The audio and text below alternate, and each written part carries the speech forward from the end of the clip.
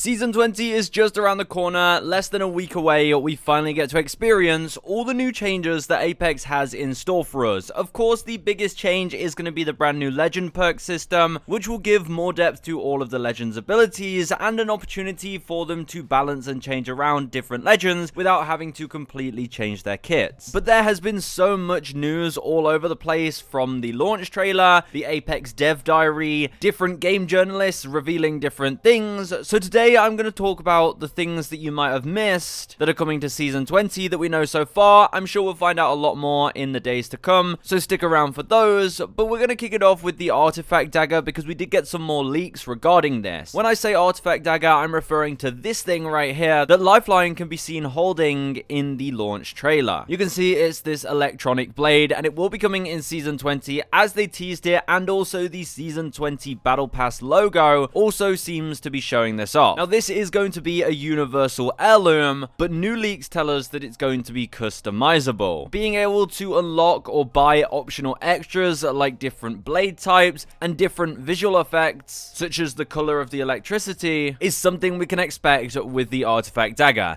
This leak comes from Exo Madara, and they've been very trustworthy in the past, so I can definitely see them doing this, as it is very similar to an Apex Mobile, where Legends' signature weapons had this exact same thing. They were able to be customized with different kinds of styles, so you could end up being able to customize this heirloom by spending Apex coins or some other new currency. Now, speaking of cosmetics, the Season 20 Battle Pass is going to give us a brand new R99 reactive skin. Not a recolor like the Flatline, a brand new R99 reactive, which is quite interesting since we've already had a reactive R99, but it's one of the most used weapons in Apex, so I'm not going to complain. As you can see, it looks like this. Honestly, it looks kind of crazy. I'm sure there'll be a second variation as well that we haven't seen, but some of you might have missed it. A lot of you probably also missed this. We can see a Valkyrie Oni skin being teased on this screen right here, and my best guess is that this is going to be one of these skins in the brand new anniversary event that kicks off Season 20. Honestly, I think this skin looks sick, and you can see it on one of these screens in the museum on World's Edge. And the devs did also mention that the museum on World's Edge is going to be getting some new exhibitions. You can see this section right here showing the history of Apex, mainly tying in to the Titanfall lore, so that's going to be interesting to take a look at. And the devs did also say that there might be a few things hidden around this museum that might be exciting for players to find. So when you drop into World's Edge in Season 20, go and take a look at the new exhibition in the museum and see if you can find any Easter eggs. There are some additional skins that people have spotted that may be coming in the anniversary event as well, like Fuse wearing a backwards cap. I mean, that one might have won me over. A Watson skin here as well, looks like she's wearing some kind of beanie, and a legendary Vault skin here. So these could all be part of the anniversary event or in the battle pass or whatever. Now, it is also confirmed that the anniversary event will have a 150 heirloom shard reward, as we usually get in the anniversary events. And speaking of heirlooms, there is another new heirloom coming in Season 20. It's the Octane heirloom recolor,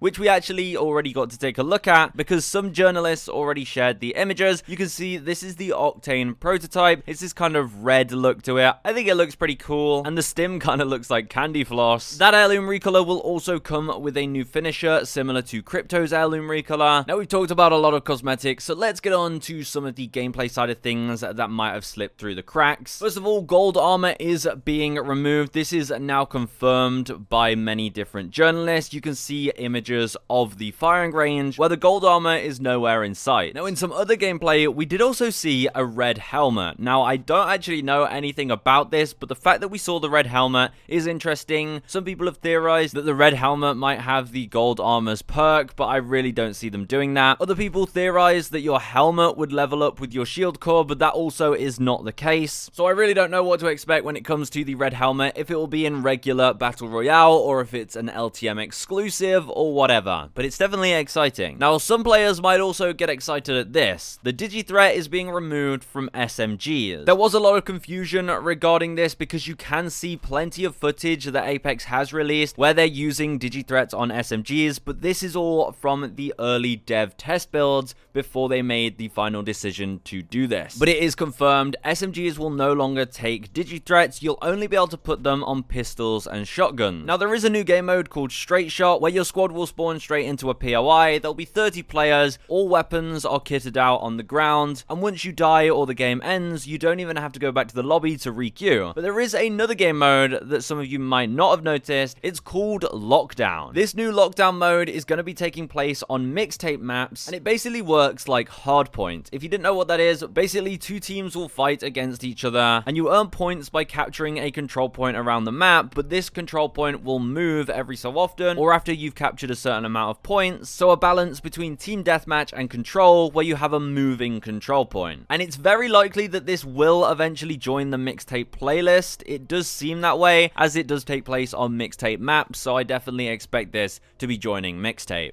Also, not many people spotted this, but Ash is going to be receiving a buff where she no longer holsters her weapon to throw her arc snare. That's right, you'll be able to use Ash's tactical just like you can use Mad Maggie's drill, for example, where you can still shoot the enemy while aiming your tactical. A huge dub for Ash mains. Now, we'll probably find out a lot more about this very soon, maybe even tomorrow, but just a heads up on some weapon and legend changes. The Hemlock apparently is getting nerfed, and the 30-30 repeater is also getting nerfed in some way, along with the Volt SMG. And Conduit's tactical Radiant Transfer is also going to be receiving some kind of nerf in Season 20. I doubt there'll be crazy drastic changes, but some journalists have already mentioned this. It looks like there is also going to be a care package version of the EVA 8 shotgun in Season 20. Now, it might only be part of an LTM, because you can see it in a care package here while they're playing an LTM, but there is also an image of a care package EVA 8 in the firing range, so I think this might just be LTM exclusive, but it's the first time we're ever seeing a mythic level EVA 8. I wonder how powerful that thing's gonna be. Also, you casual controller players, you will actually get the ability to tap strafe with Octane's jump pad. This is a little bit of a fun one, but Octane does have a level 3 perk. You can choose to either have 2 jump pads, or you can choose to be able to change direction with Octane's double jump. So controllers essentially get a version of tap strafe that they can easily do every time. Think of it more similar to Vantage's tactical, but there you go, I thought you should know that. Also, you'll no longer be able to craft backpacks in Replicators. This honestly sucks, because Replicators are completely changing to just a free one-time use per player. You can only craft healing items, ammo, and teammate banners, so there's gonna be no more level 3 backpacks that you can craft, which honestly sucks, because I think that's the main thing everyone used the Replicators for, but hey, it is what it is. Now, this is looking a little bit further past Season 20, but some people might have missed it. You can actually see gameplay right here of an unfinished map, and people who saw this did suspect that it is going to be the brand new district map, but other people have also pointed out that this very well could be changes to Olympus, as this giant building right here looks like it's holding the rift. And I think that's a very good point, since the lore is taking us down the route of Horizon and time travel, and the rift on Olympus is right outside where Horizon used to live. So I think this right here is in fact a future version of Olympus, where Horizon has created this whole building to harness the power of the rift for some kind of time travel. And we did also get a glimpse of the new legend, which you probably saw my last video about, but if you want to find out more about them, just go and watch this video right here, where I discuss everything we know about the next new legend. But hopefully now you're fully caught up with Season 20, and I'll see you tomorrow for even more info.